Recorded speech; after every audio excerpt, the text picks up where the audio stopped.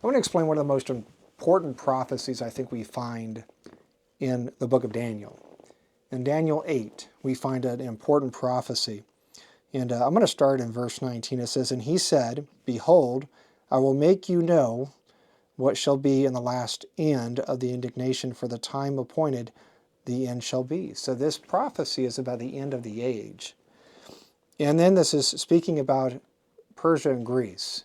And I'll show that to you. Verse 20 says, "A ram which you saw having two horns are the kings of Media and Persia." So then at one point Persia was separated. You had the Medes, but they were united into the Persian Empire, and that was the Persians.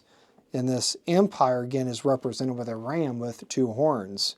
And verse 21 says, "And the rough goat is a king of Greece, and the great horn that is between his eyes is the first king." So the king of Greece, of course, we know that Greece and Persia was at war. They were in conflict historically. We know that Greece was able to overcome Persia and destroyed Persia. And the first king that's being referenced here is Alexander the Great. So under Alexander the Great, the Greeks defeated the Persians. Verse 22 says, "Now that being broken, whereas four stood up before it, four kingdoms shall stand up out of the nation, but not in his power."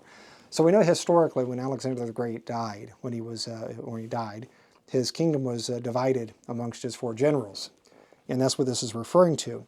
And we know at this point that the four generals, or this division of land, never really held the prestige or the power that Alexander the Great had prior to them.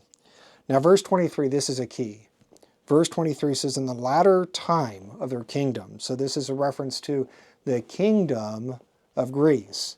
It's the territories that the generals occupied at that point. But it's saying in the future, this is for the future prophecies, "when the transgressors are come to a full, a king of fairest countenance and understanding dark sentences shall stand up."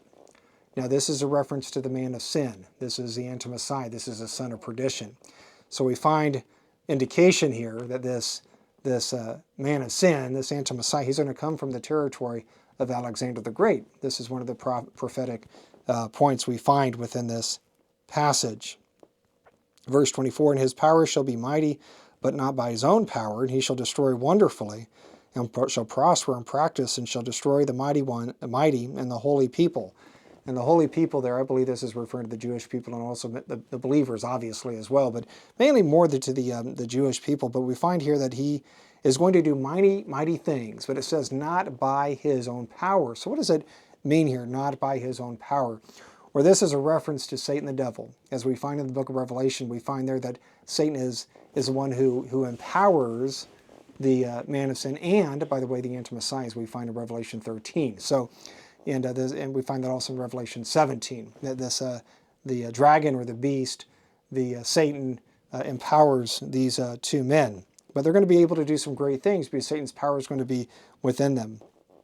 Verse 25, it says, "Through his policy also he shall cause craft to prosper in his hand, and he shall magnify himself in his heart, and by peace shall destroy many.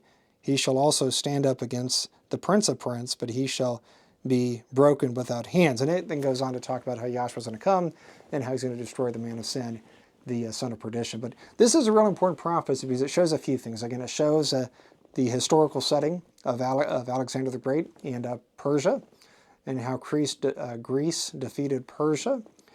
We also find then how Alexander died, and how then the four generals took his domain, and how they did not share his power. And most importantly, we find for the latter times, we find that the man of sin will likely come from this territory that Alexander the Great conquered, and that this man is going to be empowered by Satan the devil.